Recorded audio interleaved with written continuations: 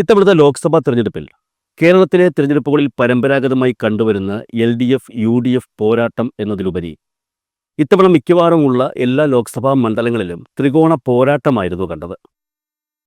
ഇടതുപക്ഷ ഐക്യജനാധിപത്യ മുന്നണികൾക്കൊപ്പം BJP നേതൃത്വം കൊടുക്കുന്ന ദേശീയ ജനാധിപത്യ സഖ്യവും ഇത്തവണ മത്സരത്തിൽ കട്ടയ്ക്കുണ്ടായിരുന്നു. കേരളത്തിലെ 20 ലോക്സഭാ മണ്ഡലങ്ങളിൽ 17 എണ്ണവും UDF പിടിച്ചെടുത്തു. ഓരോ മണ്ഡലം വീതം LDFും NDAയും സ്വന്തമാക്കി.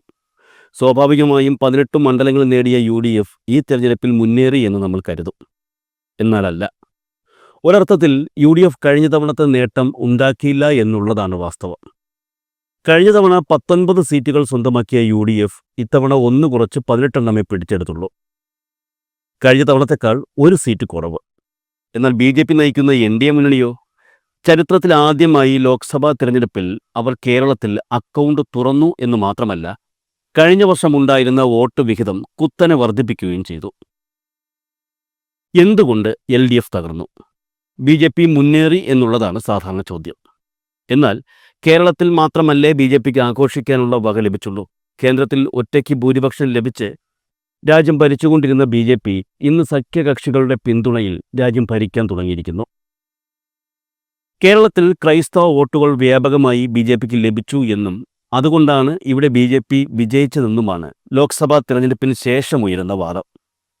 ഈ വാദത്തെ പിൻപറ്റി തന്നെ കഴിഞ്ഞ ദിവസം സന്ദീപ് വാര്യരും ഫേസ്ബുക്കിൽ ഒരു പോസ്റ്റ് പങ്കുവച്ചിരുന്നു. അതായത് BJPക്കാർ വോട്ടിനു വേണ്ടി ക്രൈസ്തവരെ സ്നേഹിക്കുകയും എന്നാൽ കാര്യം നടന്നു കഴിഞ്ഞ ശേഷം ക്രിസ്മസ് ഉൾപ്പെടെയുള്ള ക്രൈസ്തവ ആഘോഷങ്ങളെ എതിർക്കുകയും ചെയ്യുന്ന നിലപാടാണ് അവർക്കുള്ളത് എന്നാണ് സന്ദീപ് വാര്യർ പറഞ്ഞത്. എന്നാൽ ലോക്സഭാ തെരഞ്ഞെടുപ്പിന് ശേഷം പുറത്തുവന്ന ലോക്നീതി CSDS സർവേ ഫലം ശ്രദ്ധിച്ചു നോക്കിയാൽ ചില കാര്യങ്ങൾ നമുക്ക് മനസ്സിലാകും. ഈ ഫലത്തിൽ പറയുന്ന ഒരു കാര്യമുണ്ട്.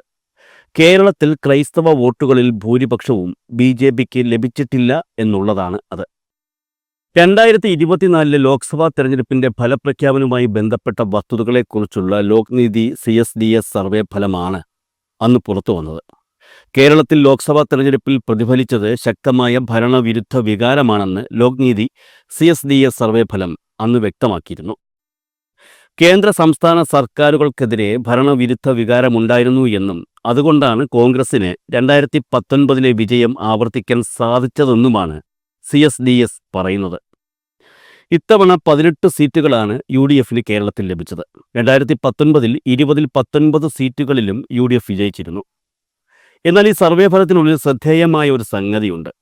കേരളത്തിലെ ജനങ്ങൾ ഈ ലോക്സഭാ തെരഞ്ഞെടുപ്പിനെ കണ്ടത് ഒരു LDF-UDF മത്സരമായിട്ടല്ല എന്നുള്ളതാണ് ഈ സർവേ ഫലത്തിൽ പറയുന്നത്.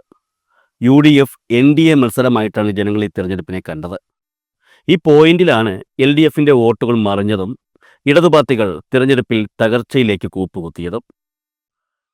UDFും BJP നേതൃത്വം നൽകുന്ന NDAയും തമ്മിലുള്ള മത്സരമായാണ് കേരളത്തിലെ ജനങ്ങൾ ഈ തെരഞ്ഞെടുപ്പിനെ കണ്ടതെന്ന് പറഞ്ഞുവല്ലോ. രാഹുൽ ഗാന്ധി പ്രധാനമന്ത്രിയാകും എന്ന വികാരത്തിലാണ് 2019 ജനങ്ങൾ കൂട്ടത്തോടെ കോൺഗ്രസിന് വോട്ട് ചെയ്തത് എന്ന വിലയിരുത്തലുകൾ അന്നുണ്ടായിരുന്നു. എന്നാൽ ഇത്തവണ ആ വികാരം നിലനിൽക്കുന്നില്ല എന്നായിരുന്നു കണക്കുകൂട്ടൽ. അങ്ങനെയാണ് ഇടതുപക്ഷം ഉൾപ്പെടെയുള്ളവർ കരുതിയിരുന്നതും പറഞ്ഞിരുന്നതും.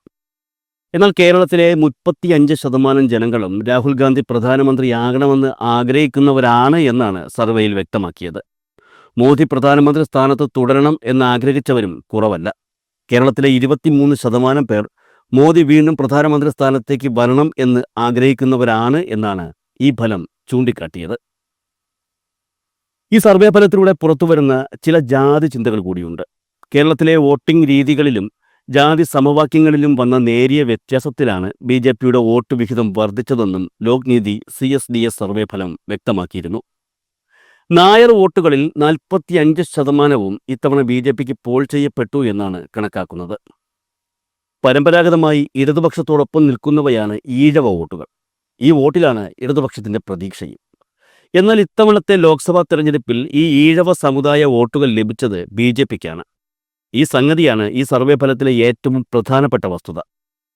32% ഈഴവർ ഇത്തവണ BJPക്ക് വോട്ട് ചെയ്തു. അതിനൊപ്പം 5% ക്രിസ്ത്യൻ വോട്ടുകൾ കൂടി ചേരുകയായിരുന്നു. അതായത് ക്രിസ്ത്യൻ വോട്ടുകൾ 5% മാത്രമേ ലഭിച്ചിട്ടുള്ളൂ എന്നാണ് ഈ സർവേ ഫലത്തിൽ വ്യക്തമാക്കുന്നത്. അങ്ങനെ വന്നപ്പോൾ ഒരു സീറ്റ് നേടുന്നതിലേക്കും ഏകദേശം എല്ലാ മണ്ഡലങ്ങളിലും വോട്ട് വിഹിതം വർദ്ധിപ്പിക്കുന്നതിലേക്കും BJP എത്തിച്ചേരുകയും ചെയ്തു. അതായത് കേരളത്തിൽ NDAക്ക് ലഭിച്ചത് ആകെ വോട്ടിൻ്റെ 19.2%. ഈ വോട്ടുകളിൽ നായർ സമുദായത്തിലെ 45%, ഈഴവ സമുദായത്തിലെ 32%, ക്രൈസ്തവ വിഭാഗത്തിലെ 5% ഉൾപ്പെട്ടിട്ടുണ്ട് എന്നാണ് ലോക്നീതി CSDS സർവേ ഫലം വ്യക്തമാക്കിയത്. ലോക്സഭാ തെരഞ്ഞെടുപ്പിന്റെ ഫലപ്രഖ്യാപനം വരുന്നതിന് മുൻപ് ക്രൈസ്തവ വിഭാഗത്തിൽ നിന്ന് 23% വോട്ട് BJPക്ക് കിട്ടുമെന്ന് ആക്സിസ് മൈ ഇന്ത്യ സർവേയിലൂടെ പ്രവചിച്ചിരുന്നു. എന്നാൽ ഈ സർവേയെ നിരാകരിക്കുന്ന റിപ്പോർട്ടാണ് ലോക്നീതി CSDS സർവേ ഫലം വ്യക്തമാക്കിയത്. ഇത് ഏറെക്കുറെ ശരിയാകാനും സാധ്യതയുണ്ട്. കാരണം തൃശൂർ ലോക്സഭാ മണ്ഡലത്തിന് പുറത്ത് ക്രിസ്ത്യൻ വോട്ടുകൾ കാര്യമായി BJPക്ക് കിട്ടിയില്ല എന്ന് തന്നെ പ്രത്യക്ഷത്തിൽ കാണാൻ കഴിയും. ചാലക്കുടി, എറണാകുളം, കോട്ടയം, പത്തനംതിട്ട, മാവേലിക്കര ലോക്സഭാ മണ്ഡലങ്ങളിലെ ക്രൈസ്തവ ശക്തി കേന്ദ്രങ്ങളിൽ ഒന്നും BJPക്ക് അവരുടെ മുൻ തിരഞ്ഞെടുപ്പുകളിലെ നേട്ടമുണ്ടാക്കാൻ പറ്റിയില്ല എന്നു തന്നെയാണ് ആദ്യ കണക്കുകളിൽ നിന്ന് വ്യക്തമാകുന്നത്. ഏറ്റവും അധികം ക്രിസ്സംഖ്യകളുള്ള പാലാ, കാഞ്ഞിരപ്പള്ളി, ചങ്ങനാശ്ശേരി ബെൽറ്റിൽ പലയിടത്തും BJPക്ക് വോട്ട് കുറയുന്നതാണ് കാണാൻ കഴിഞ്ഞത്. പറഞ്ഞു വന്നത് ഇത്രയേ ഉള്ളൂ, ക്രൈസ്തവ വോട്ടുകൾ കിട്ടി എന്നുള്ളത് വെറും വാചകമടിയാണ്. ക്രിസ്ത്യൻ വോട്ടുകൾ BJPക്ക് പോൾ ചെയ്യപ്പെട്ടിട്ടില്ല എന്നുള്ളതാണ് വാസ്തവം. എന്നാൽ തൃശ്ശൂരിലെ കാര്യം വ്യത്യസ്തമാണ്. കാരണം അവിടെ സുരേഷ് ഗോപി എന്ന വ്യക്തിയെ ജനങ്ങളൊരു BJP സ്ഥാനാർത്ഥിയായല്ല യഥാർത്ഥത്തിൽ കണ്ടത്. ജനങ്ങൾക്ക് നന്മ ചെയ്യുന്ന, ജനങ്ങൾക്കു വേണ്ടി സംസാരിക്കുന്ന ഒരു വ്യക്തിയായാണ്. ലോക്സഭാ തെരഞ്ഞെടുപ്പിന് മുൻപ് തന്നെ സുരേഷ് ഗോപി മാതാവിന് സ്വർണ്ണക്കിരീടമൊക്കെ കൊണ്ടുവച്ചു കൊടുത്തല്ലോ. ആ സ്വർണ്ണക്കിരീടം ചെമ്പാണ് എന്നൊക്കെ പിന്നീട് തെളിഞ്ഞുവെങ്കിലും അതെല്ലാം തെരഞ്ഞെടുപ്പ് പ്രചരണങ്ങളുടെ ഭാഗമായി സുരേഷ് ഗോപിയെ താഴ്ത്തിക്കെട്ടാനുള്ള ശ്രമങ്ങളാണെന്നാണ് പല ക്രൈസ്തവരും കരുതിയത്. സുരേഷ് ഗോപി തൃശ്ശൂരിൽ വിജയിച്ചാൽ തങ്ങൾക്ക് നേട്ടമുണ്ടാകുമെന്ന് ഹൈന്ദവരും തങ്ങൾക്കും നേട്ടം ലഭിക്കുമെന്ന് ക്രൈസ്തവരും കരുതുകയും ആ കരുതൽ വോട്ടുകളായി മാറുകയും ചെയ്തു എന്നു തന്നെ കണക്കുകൂട്ടണം. എന്നാൽ തെരഞ്ഞെടുപ്പിന് മുൻപ് ജനങ്ങൾക്ക്, അതായത് തൃശ്ശൂരിലെ ജനങ്ങൾക്ക് സുരേഷ് ഗോപിയോട് ഉണ്ടായിരുന്ന മമത ഇപ്പോൾ ഉണ്ടോ എന്ന ചോദ്യത്തിന് ഇല്ല എന്നുള്ളതാണ് ഉത്തരം. കാരണം തെരഞ്ഞെടുപ്പിൽ വിജയിച്ചു കഴിഞ്ഞ ശേഷം സിനിമയിൽ അഭിനയിക്കണമെന്ന് പറഞ്ഞ് മന്ത്രിസ്ഥാനം കളയാൻ നോക്കിയതൊക്കെ സുരേഷ് ഗോപിക്ക് നെഗറ്റീവ് മാർക്ക് സമ്മാനിച്ചിട്ടുണ്ട്. ലോക്സഭാ തെരഞ്ഞെടുപ്പിലെ സാഹചര്യമല്ല ഇപ്പോൾ തൃശ്ശൂർ നിലനിൽക്കുന്നതെന്നും ഇപ്പോൾ BJPക്ക് ഒട്ടും അനുകൂലമല്ലാത്ത ഒരു സാഹചര്യമാണെന്നും രാഷ്ട്രീയ വിലയിരുത്തലുകൾ ഉണ്ട്. എന്നാൽ ഇതിനെല്ലാം ഇടയിലും അന്ന് ലോക്സഭാ തെരഞ്ഞെടുപ്പിൽ തങ്ങളുടെ വോട്ട് ബാങ്ക് നഷ്ടപ്പെടാതെ സൂക്ഷിക്കാൻ കോൺഗ്രസിന് സാധിച്ചു എന്നുള്ളതാണ് അവരുടെ വലിയ വിജയത്തിന് കാരണമായി സർവേ പറയുന്നത്.